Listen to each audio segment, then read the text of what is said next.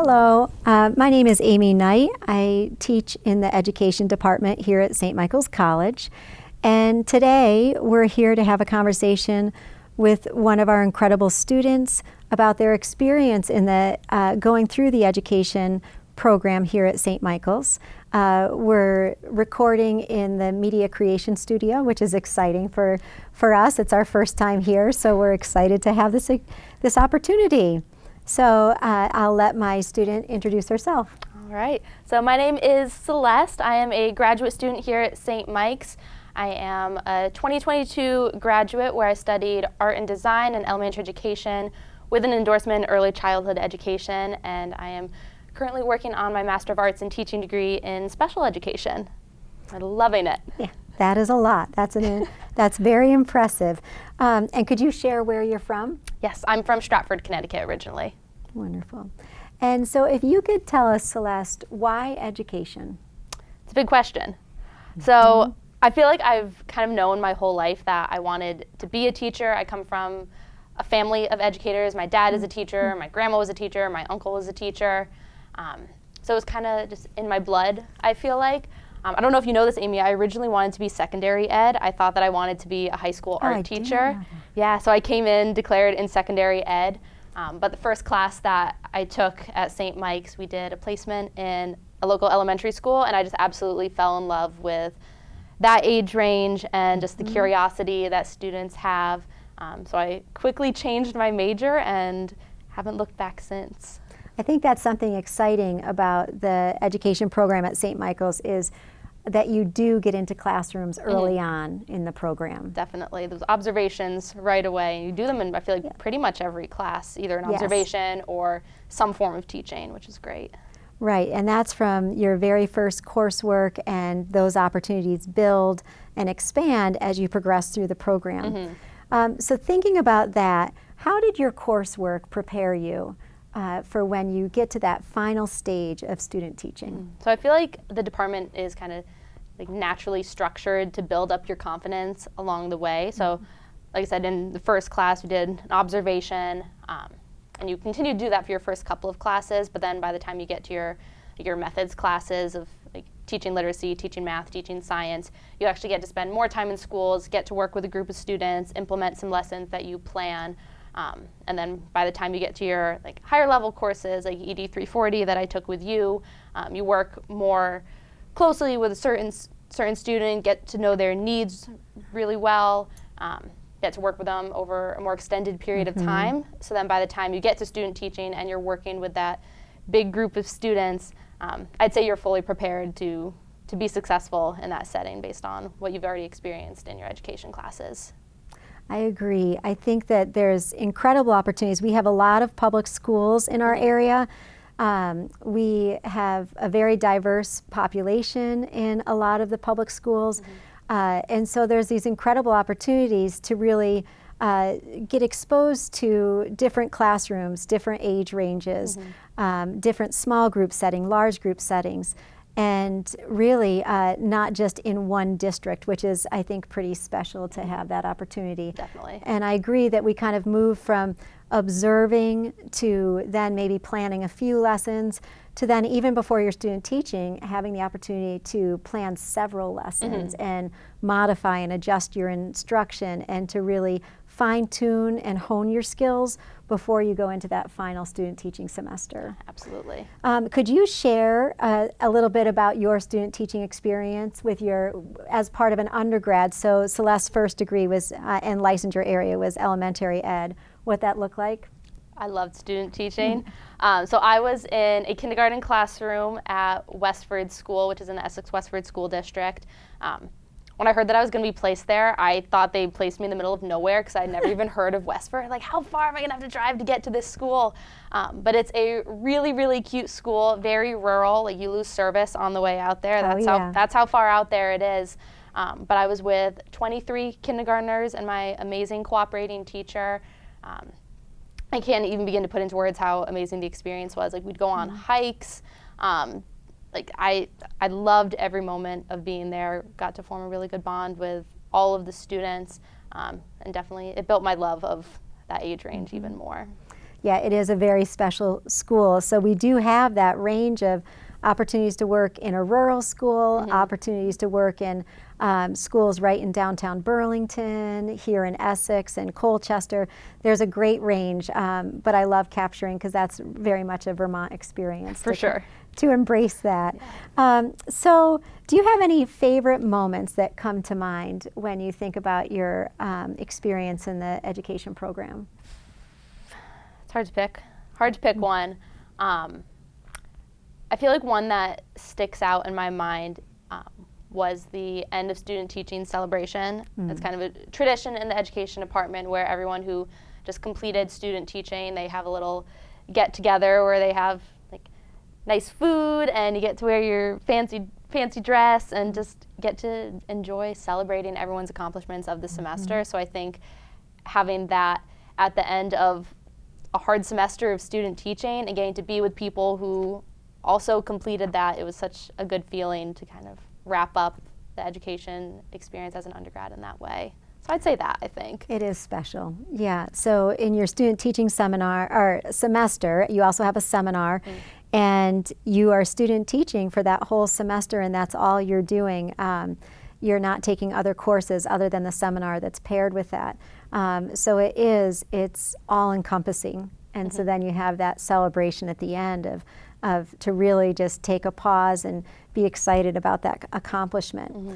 And so would you say, when you think of those moments and those opportunities, have you had the opportunity to build friendships with people who are also going through those same kind of milestones? Yeah, absolutely. I mean, in undergrad, I feel like that's something that's really special about the St. Mike's Education Department, both from an undergrad perspective but also from the grad perspective, is that cohort model. So you're moving through your education classes with a set group of people. So you get to know them as learners, you get to know them as people. So from the undergrad perspective, when you're in student teaching and completing seminar, you have a group of however many people are completing the major at that time, and you're going through a similar experience, so you have those people who you've become friends with over the past couple of years that you can lean on for really anything in that time. And from the grad perspective as well, I mean, you know our cohort. We have a really amazing cohort in the special ed MET program right now. We all came from different places. Like some of us have graduated 8 years ago. Some of us just graduated last year. Some people have never been in education in some capacity and are going for initial licensure. Some people have taught before, but we all just came together and we are a really good group of friends now. We're going bowling on Tuesday. Yes, we are. That's our final celebration to celebrate the end of this student teaching semester. And I love highlighting that, just that idea, one, about the friendships, something that I've noticed with your cohort and other cohorts, both your undergrad and graduate, is just how much you support each other. Because it is a very demanding pre-professional program. And so I love to see that oftentimes you'll all have a course text going, right? And saying, when is this due? Let's all do, where are you at with this? Could you show me how you approach this? And it's just so positive and so supportive and really maintains this very positive professional tone, which I just love, and embracing the stress and the joy together. Definitely. Which is really important for preparing yourself to show up in your profession as a positive, forward-thinking, collaborative person. And so I love seeing that with your cohorts. In terms of the MAT, that's great to note that, so some students come to St. Michael's College and they say, I want to be a teacher. And so they are pretty quickly onto a path towards licensure, where they're taking licensure courses. And by their senior year, they're working towards that student teaching experience. Other students might have interest in education, but they're not quite sure that they want to teach.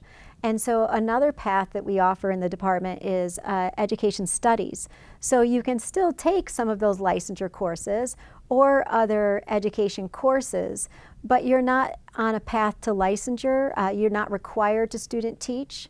You can just take in the coursework, but you don't have to do that final semester of student teaching. You don't have to make sure you've taken every licensure course. And so some people might be interested in museum studies and the educational component of museum studies. That fits under that educational studies program. And so that's really exciting. Also, along with that opportunity, is you could do that educational studies or a completely different major and decide, I think I want to be a teacher. And so then for the MAT, which is the Master of Arts in Teaching, you can do a 1-year accelerated program or 2. You could spread it out over 2 years, and you could get your teaching license through our graduate program.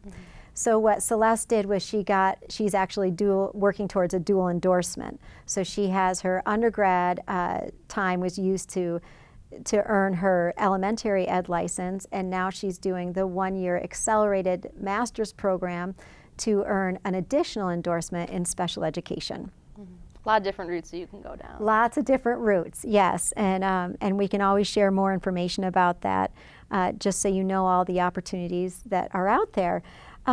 So in addition, this past year, the faculty in the education department really worked to update and revise our mission statement for our department.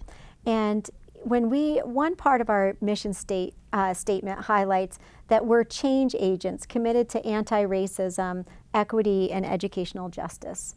And so I was wondering if you could speak to how that mission has informed your practice. I mean, I think it's amazing, first of all, that the education department does have that mission statement. I think it speaks a lot to the kind of educators that the department wants to put out into the field, and all of those ideas that you just mentioned are so critical to being successful in the field today. I feel like there's one part of the mission statement that has always stuck out to me, and in addition to like the equity, the anti-racism side of it, but there's one paragraph that mentions being a passionate and curious scholar. And I feel like that's something that's really spoken to me and the kind of work that I plan to do in the future, because I think passion is something that teachers really need to have in order to be sustainable in the field long term. Like if you're not passionate about what you're doing, like it's going to be hard to keep doing it for a long time. And I think it's important that educators model curiosity for their students as well. So if they're curious in what they're learning, I think their students will be as well. So I think that's one part of the mission statement that I think has really stuck with me.